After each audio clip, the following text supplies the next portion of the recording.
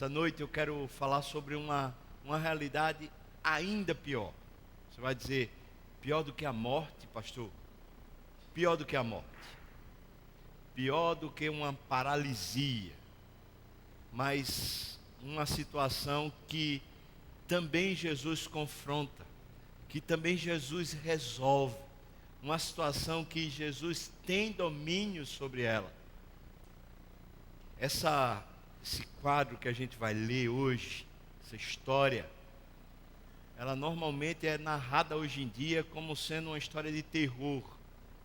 Trata-se de demônio, trata-se de uma realidade do pior grau da história da humanidade.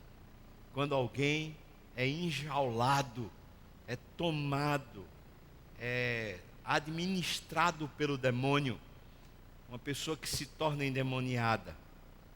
Algum tempo atrás, aqui na igreja, uma senhora começou a participar de uma reunião e, por causa das coisas que ela estava vivendo, ela começou a ranger os dentes, começou a ficar estranha, e então as pessoas que estavam ali, talvez um pouco espantadas com aquele comportamento não normal, as pessoas resolveram expulsar o demônio, e oraram, e puseram as mãos, e tentaram resolver, mas nada acontecia com aquela senhora.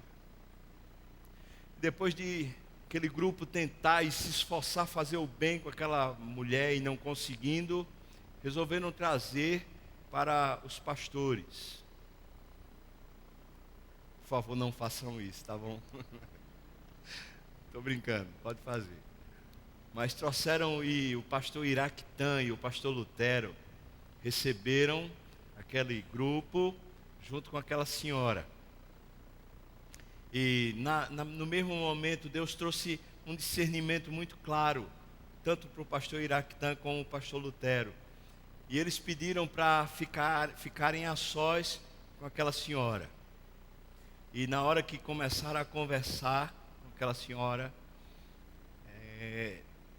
eles discerniram que não havia um demônio, mas havia sim uma prisão na alma, muito rancor, muita ira, muita mágoa guardada, e que aquilo estava se evidenciando num comportamento não comum, de raiva, de ranger os dentes, de espumar, de agir contra aquilo que é o comportamento normal.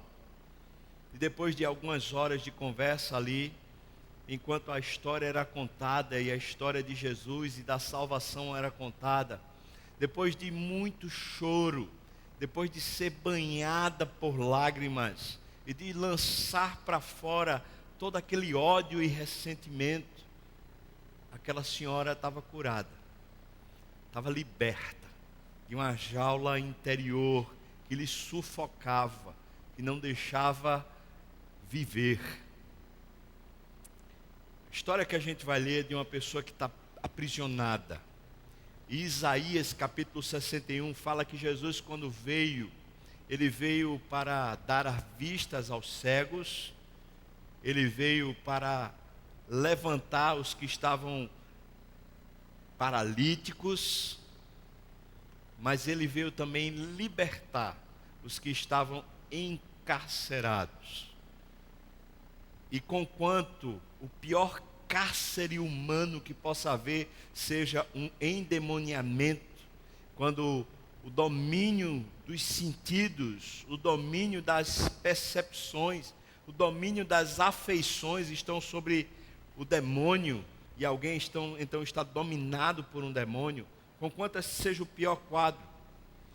Muitos teólogos concordam que antes da pessoa chegar até esse ponto, elas normalmente foram sendo enlaçadas por coisas no coração, traumas, vingança, ira, falta de perdão, ressentimentos foram tomando lugar. Às vezes desejos que não conseguem ser cumpridos, E a pessoa, muitas vezes, quando a pessoa não tem Deus, ela se abraça com o diabo.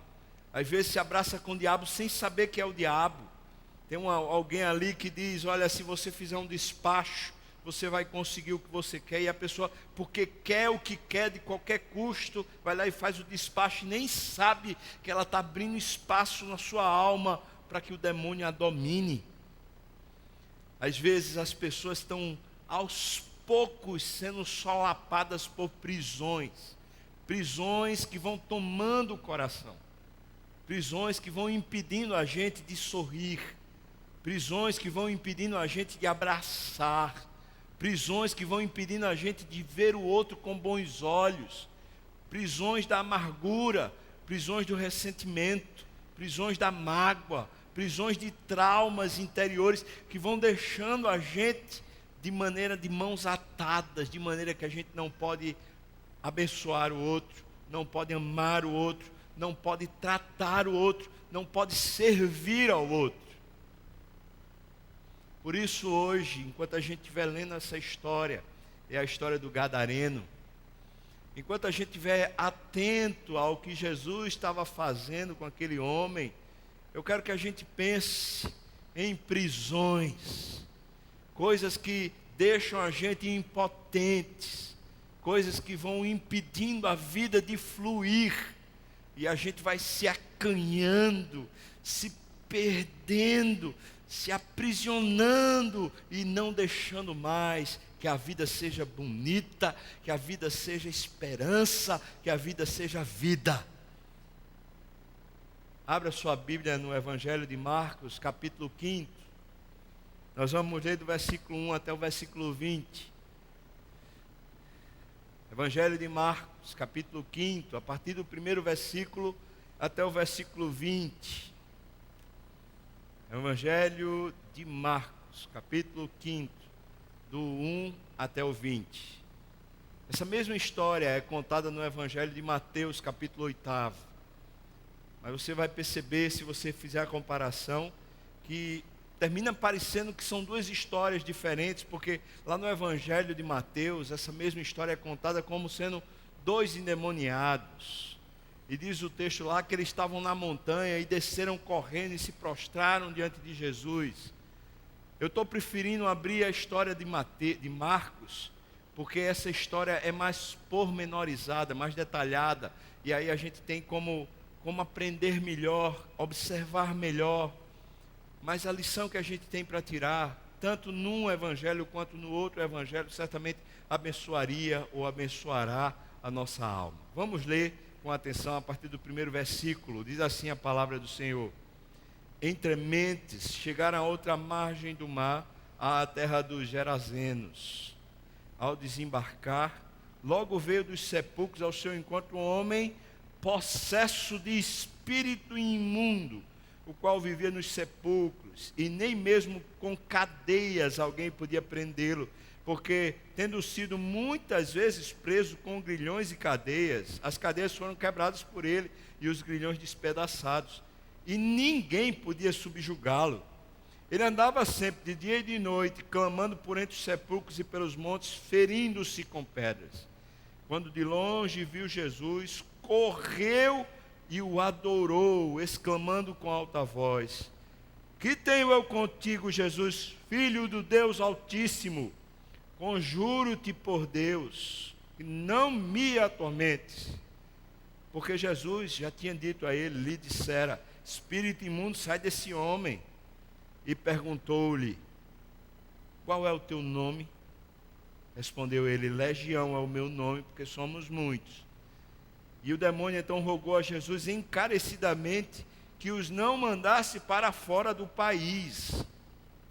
Ora, pastava ali pelo monte uma grande manada de porcos. E os espíritos imundos rogaram a Jesus, dizendo: Manda-nos para os porcos, para que entremos neles. Jesus o permitiu.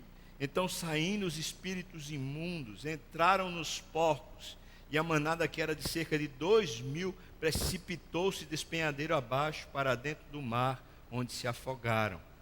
Os porqueiros fugiram e o anunciaram na cidade e pelos campos. Então, saiu o povo para ver o que sucedera. Indo ter com Jesus, viram o endemoniado, o que tivera a legião, assentado, vestido em perfeito juízo, e temeram. Os que haviam presenciado os fatos contaram-lhe o que acontecera ao endemoniado e acerca dos porcos, e entraram a rogar-lhe que se retirasse da terra deles. Ao entrar Jesus no barco, suplicava o que fora endemoniado que o deixasse estar com ele. Jesus, porém, não lhe permitiu, mas ordenou-lhe: vai para a tua casa, para os teus, anuncia-lhes tudo o que o Senhor te fez e como teve compaixão de ti. Então ele foi e começou a proclamar em Decápolis tudo o que Jesus lhe fizera, e todos se admiravam. Amém. Vamos orar. Ó meu Pai, o Senhor sabe da fraqueza que me assiste agora, nesse momento, a minha incapacidade, Deus. Eu peço a Ti, Deus, que seja suficiente o Teu Espírito agora, sobre mim, também sobre o Teu povo, Deus. Só tem uma maneira, Deus, é o Senhor agindo. Por favor, então, por favor, tem misericórdia de mim. Deus, abre a minha mente, abre a minha percepção agora, e abre de cada um dos meus irmãos também. Se Tu quiseres, o Senhor pode aplicar essa palavra na nossa vida e nos abençoar muitíssimo. É o que eu Te peço, Senhor.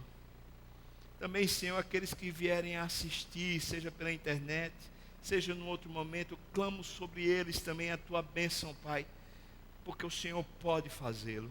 Eu oro assim, Senhor, encarecidamente, no nome de Jesus. Amém, amém, amém. Jesus tinha atravessado o mar para ir para essa terra. Eu preciso lhe explicar que a chegada de Jesus para essa terra não foi quando Jesus estava com a agenda muito folgada. Pelo contrário, a vinda foi durante a noite.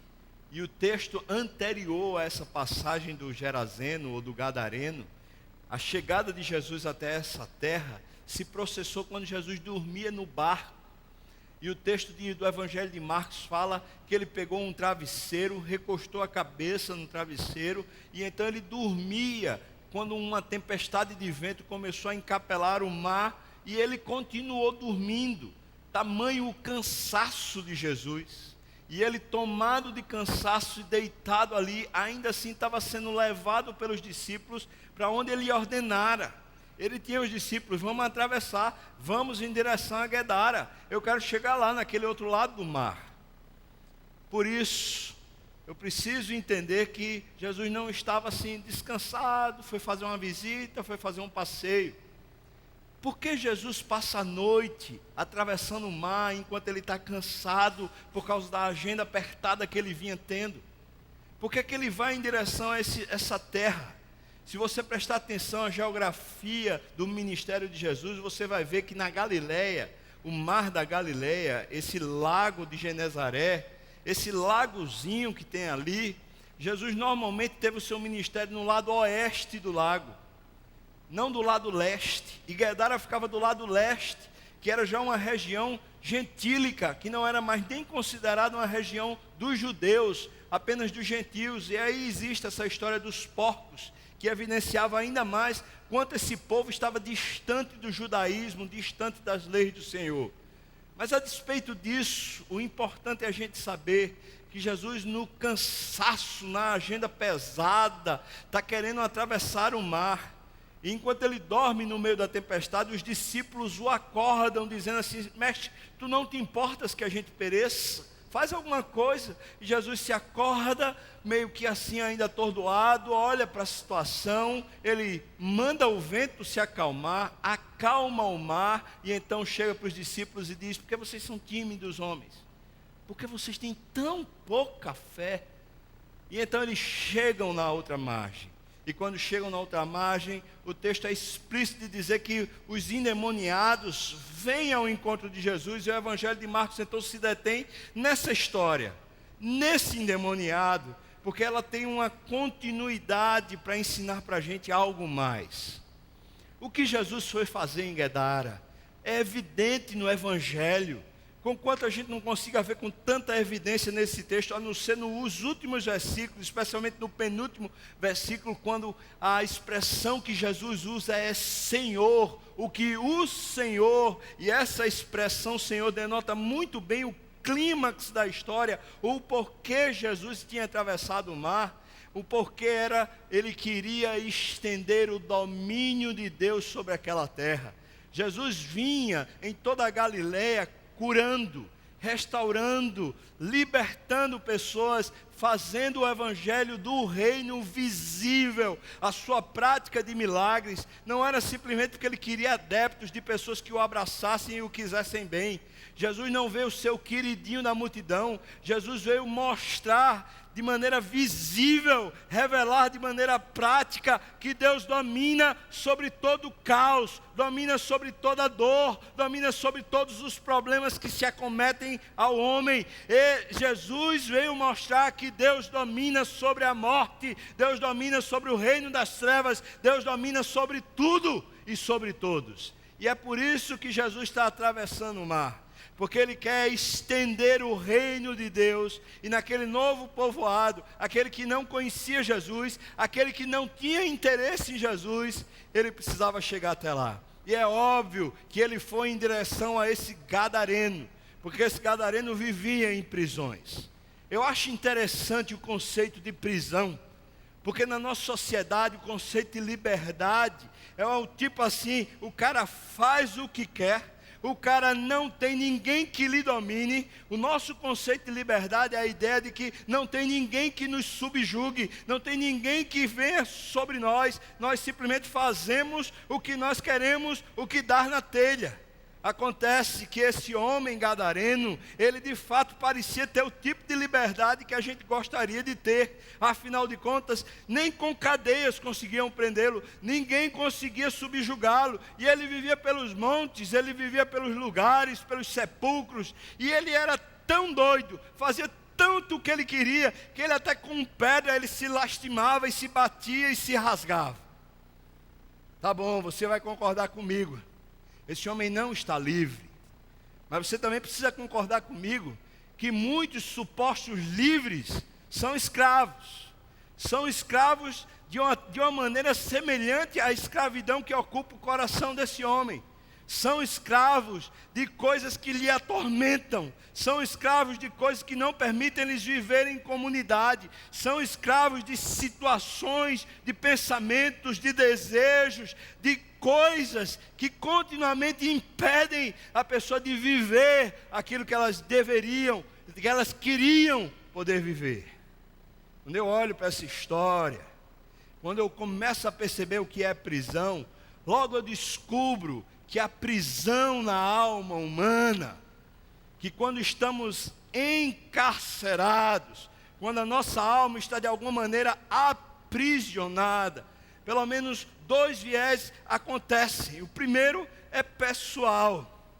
Alguém que está aprisionado nas suas próprias razões, alguém que está aprisionado nas suas próprias emoções, alguém que está aprisionado nas suas mágoas, alguém que está aprisionado nos seus desejos, alguém que está aprisionado nos seus traumas, nas suas histórias de insucesso, alguém que está aprisionado na vingança, no desejo de vingança, no ódio, na ira, pessoas que estão aprisionadas pelo diabo também.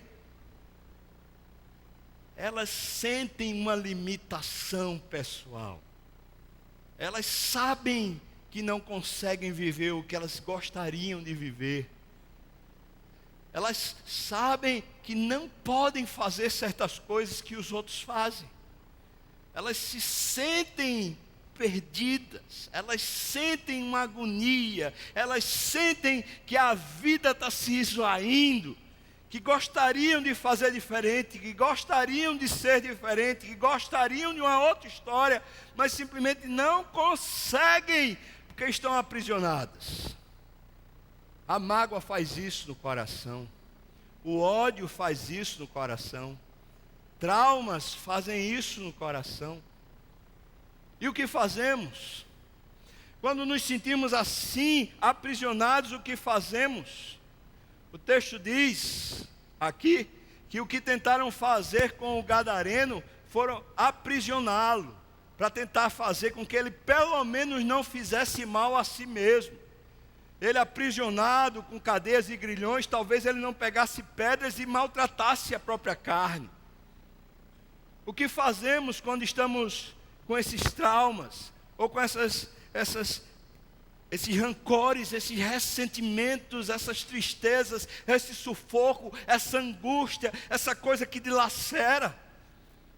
Nós tentamos dopar a nossa consciência, às vezes vamos para um tratamento clínico de remédios, simplesmente para a gente não sentir mais aquela dor, simplesmente não sentir mais aquele rancor, aquele ódio, aquela crise.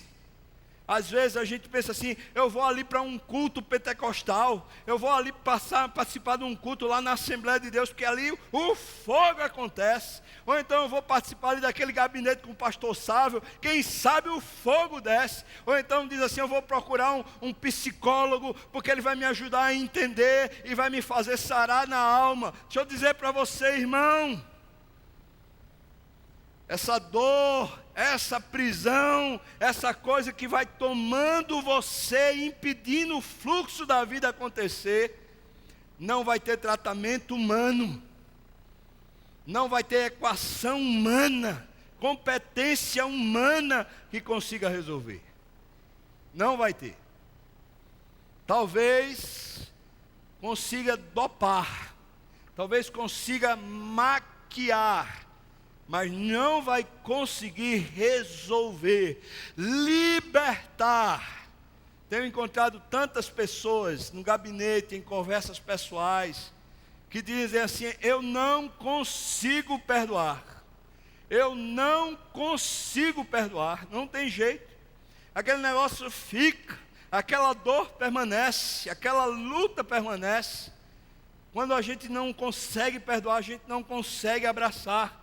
Tem gente na igreja que prefere ir pelo outro corredor, que prefere tomar outro caminho, porque não tem coragem de olhar no olho, de abraçar, de perdoar, de restaurar. Prisões na alma, prisões pessoais, prisões que mudam o nosso curso, que mudam o nosso direcionamento de vida, que vão diminuindo a capacidade da gente viver, que vão pervertendo a nossa história. Mas o segundo viés que a gente precisa entender é um viés social. Toda pessoa que de alguma maneira está aprisionada na alma, ela de alguma maneira começa a trazer repercussões à família. Basta você ver um viciado, basta você ver um alcoólatra, basta você ver uma pessoa que tem algum tipo de compulsão, de toque. Você vai ver que ela, por mais que ela tente não ter, por mais que ela tente uma solução, e por mais que o mal que ela faz seja contra ela, aqueles que estão juntos, familiares, estão doloridos, estão sofridos, muitos estão cansados e sobrecarregados, porque há um resultado social sobre as prisões individuais. É só você ver o exemplo prático disso, bem claro e evidente. Alguém que fez um mal na sociedade, alguém que roubou, matou, assassinou, estuprou, fez algum mal social, foi pego pela polícia e foi lançado em prisão. O fato dele estar em prisão aflige diretamente a sua família. Tantas famílias que estão aqui presentes, tantas pessoas que estão aqui presentes, que talvez por causa da sua prisão pessoal, terminou envolvendo o marido, terminou envolvendo a esposa, terminou envolvendo os filhos, terminou envolvendo pai, mãe, avó, primos, sobrinhos, tios. A gente começou a dilacerar um ao outro por causa de prisões pessoais. Porque a gente às vezes acha que no grupo a gente vai ter solução. Às vezes a gente acha que a solução vai estar em alguém simplesmente concordar com a nossa prisão. Especialmente quando se trata de rancor, raiz de amargura, malquerência, falatório profano e inútil. Essas coisas a gente normalmente pensa que se alguém aceitar e entender o meu ponto de vista, então de alguma maneira vai estar melhor. E não está.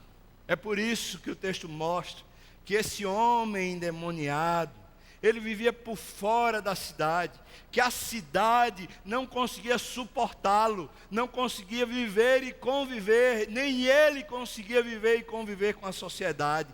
Estavam se excluindo por causa de uma prisão. E era uma prisão não no físico, mas na alma, uma prisão que dilacerava o coração.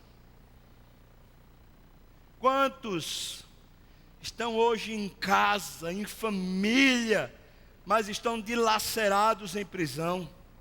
Quantos relacionamentos interpessoais estão de alguma maneira quebrados, ou pelo menos comprometidos, mal, e de uma maneira muito mal, eles estão comprometidos com aquilo que não é saúde, não é bênção, não é virtude. Quantos? Quantos? O que fazer? Se a história é essa, se o problema é esse, o que fazer? Eu quero que você olhe para essa história como de fato ela é. Essa é a história de um Jesus que quer libertar o cativo. Essa é a história de um Jesus que mesmo no cansaço da agenda, que mesmo quando ele está no sufoco, esse é o Jesus que mesmo quando tem que passar a noite remando numa tempestade, o Jesus que dorme no travesseiro e é acordado pelos discípulos no sufoco, esse é o Jesus que passa a noite para vir libertar cativos, vir libertar oprimidos, gente que tem a sua alma presa. Eu e você precisamos entender, não vamos ter solução que seja dada por pessoas, mas Jesus que vem ao encontro, ele vem com o reino, com o domínio de Deus, dá uma nova história para pessoas que estão encarceradas. Jesus que vem ao encontro no domínio de Deus, ele transforma aquilo que domina o nosso coração. E uma vez sendo tirado o domínio da mágoa do nosso coração, uma vez sendo tirado o domínio do vício no nosso coração, uma vez sendo tirado o domínio da ira, da raiva, da amargura do nosso coração, o domínio de Deus gera vida, gera saúde, gera história. Um domínio precisa ser substituído pelo outro. Não pode se libertar de um domínio sem que outro domínio tome lugar. Ou a gente se deixa dominar pelas nossas próprias crises, vaidades, tristezas, amarguras, lamentos. Ou a gente se deixa dominar por Deus, que vem ao nosso encontro em amor, e que veio libertar o cativo, que veio tirar a opressão da alma, veio tirar o sufoco do coração. Ou a gente deixa uma coisa, outra.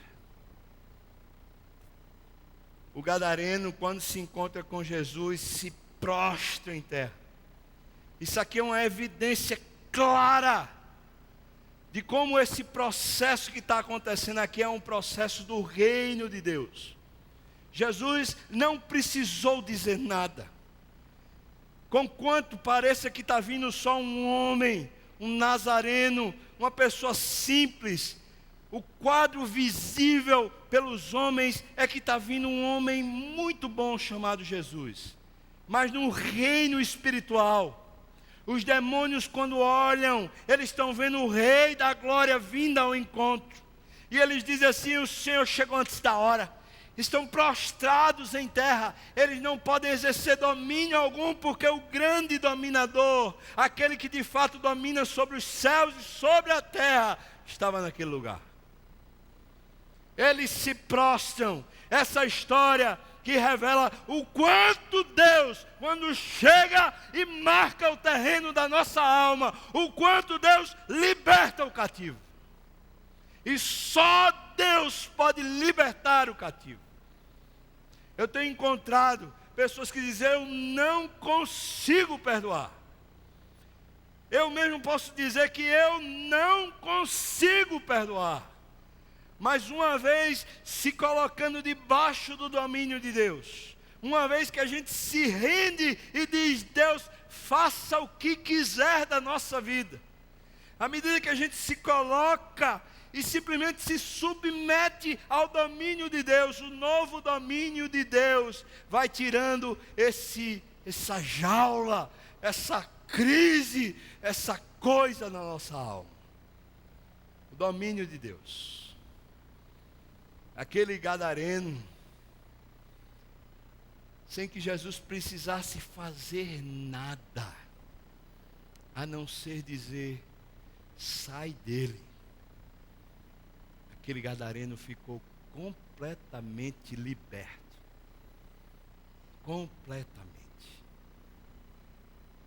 E a história segue dizendo que o efeito daquele evento, quando os porcos caíram do desfiladeiro, os porqueiros saíram pela cidade dizendo: olha, aconteceu um caos, não sei o quê. Aquela notícia chegou e o povo correu para um encontro. Quando eles chegaram lá na praia, eles não tinham visto o que tinha acontecido. E é natural, se eu estivesse no meio daquela multidão, sem saber quem é Jesus, sem conhecer as histórias de Jesus, simplesmente sabendo que aquele cara que era o estranhozão, que vivia lá no meio da mata, o cara que vivia cheio de pedra, que não tinha ninguém que conseguisse prender, aquele cara está sóbrio, quieto ali naquele canto. O que foi que aconteceu? Quem é esse cara que atravessou o mar para vir para cá? E diz que eles ficaram admirados, tomados de pavor. Eles disseram: Jesus, vai para outro lado, a gente não quer você aqui não. O povo está com medo, afinal de contas, que poder é esse? O que é que esse cara tem? Esse tal de Jesus é o que finalmente? E eles mandam sair. Sai, Jesus, sai. E veja que Jesus não faz resistência. A Bíblia diz que ele me pegou mesmo o barco para ir. E quando ele entrou no barco, o gadareno chegou junto e falou assim: mestre, eu vou contigo. Por favor, eu vou contigo. E então Jesus disse: não. Esse gadareno agora não tem vida própria. A vida dele não é mais para ele fazer o que ele quer. É para ele fazer o que Jesus quer. Ele trocou o domínio do diabo pelo domínio de Jesus. E Jesus chega para ele e fala: você não vai com a gente. Você vai ficar. Fica aí na tua terra, fica com os teus parentes. Agora faz o seguinte: anuncia para eles tudo o que te aconteceu. Fala da libertação de Deus. Fala do Deus que te liberta. Fala que Deus é superior a qualquer cativeiro. Fala para eles. E o texto conclui dizendo que a Decápole foi alcançada pelo testemunho de libertação desse homem. Eu preciso entender com você, irmão, que aquele homem não ficou restrito à sua casa, não ficou restrito ao seu povoado. Ele foi para 10 cidades. Decápolis quer dizer 10 cidades que ficavam às margens leste do mar da Galileia. Jesus, quando alcançou aquele gadareno, ele alcançou 10 cidades com o testemunho de libertação dos cativos. Aquele homem que outrora estava preso, subjugado pelo demônio e que não conseguia entrar e participar da vida social, ele agora não apenas participa da vida social familiar e também da sua comunidade na cidade onde ele habitava, mas agora ele está percorrendo 10 cidades e alcançando comunidades inteiras para o Senhor Jesus. O que mostra para mim que quando eu e você somos libertos pelo poder de Deus, libertos de um vício, libertos de uma falta de perdão, libertos de um rancor, libertos de alguma coisa que dominava as nossas emoções, quando somos libertos, Deus nos chama a uma proclamação clara, dizer: olha, eu era um mentiroso, quanto mais, eu vivia o tempo todo contando, esbravejando histórias que eram mentirosas, mas Jesus me libertou dessa compulsão.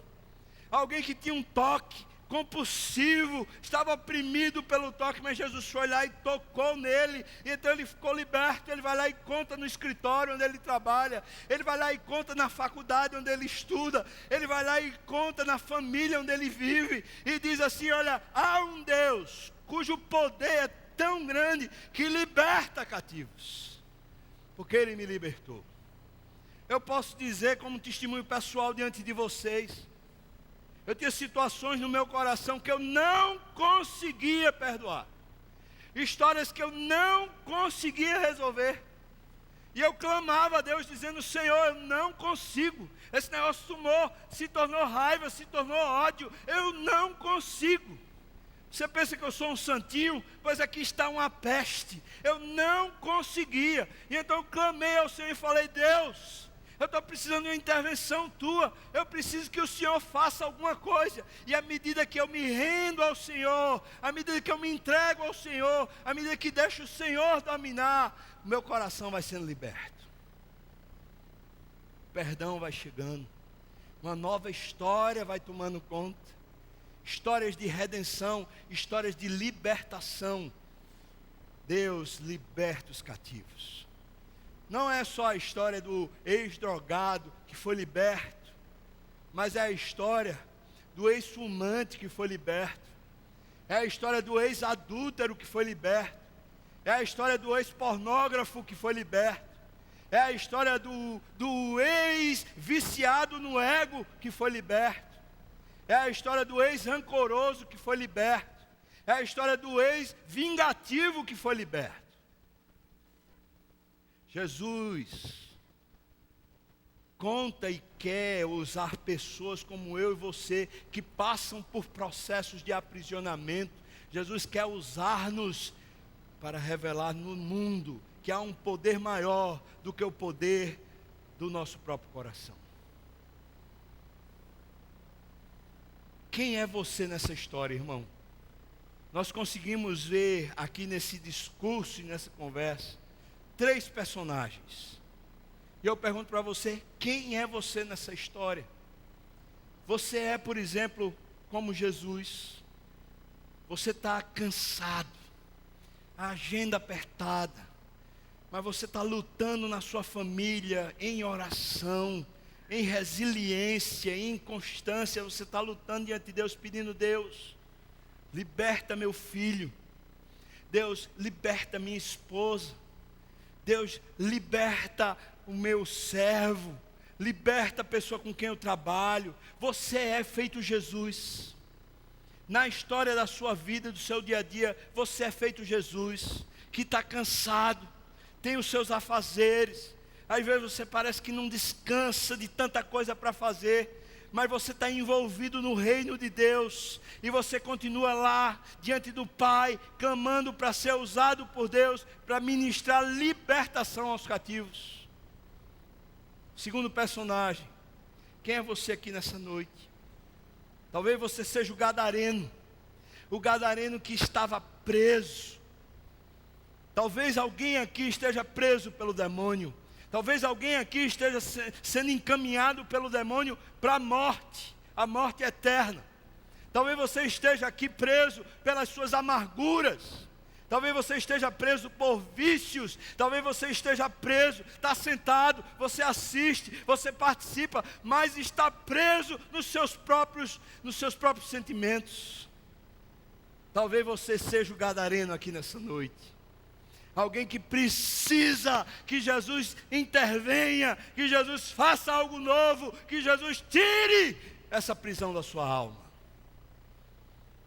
Talvez você seja o terceiro personagem, que é o gadareno depois da libertação. Talvez você seja alguém que já foi opresso, que já foi prisioneiro da mágoa, já foi prisioneiro das histórias malditas. Mas Cristo lhe libertou, e o seu coração agora vive, e a sua alma respira, e a alegria, a fôlego, a vitalidade em você. No entanto, talvez você precise ouvir Jesus dizer para você: isso que eu lhe dei, essa liberdade, essa libertação, é para você proclamar, é para você proclamar, é para você espalhar na terra, porque o mundo está opresso. Talvez você seja o terceiro personagem. Quem é você aqui essa noite, irmão? Você é alguém que, mesmo cansado, é encaminhado por Deus para libertar pessoas cativas. Amigos, parentes, pessoas que trabalham com você. Talvez você esteja cansado. Às vezes eu me encontro com pessoas que estão assim, anos lutando pela salvação do cônjuge, cansados. Já foram envergonhados, já foram humilhados, já foram provados, mas continuam lá orando, mas está cansado. Talvez você seja um pai ou uma mãe assim cansado porque o filho só faz besteira. E você está lá resistindo e cansado, buscando de Deus a libertação. Porque você sabe que não consegue. Talvez você já tentou recursos, já tentou conversas, já tentou manipulações, já tentou médicos, já tentou histórias, mas não consegue. Você então está lá cansado. A agenda da vida já é pesada demais, mas você está como Jesus, indo ao encontro daquele que está opresso, indo ao encontro daquele que é prisioneiro e está lá para libertar. Talvez você seja então como o gadareno, que ainda está opresso, ainda está preso.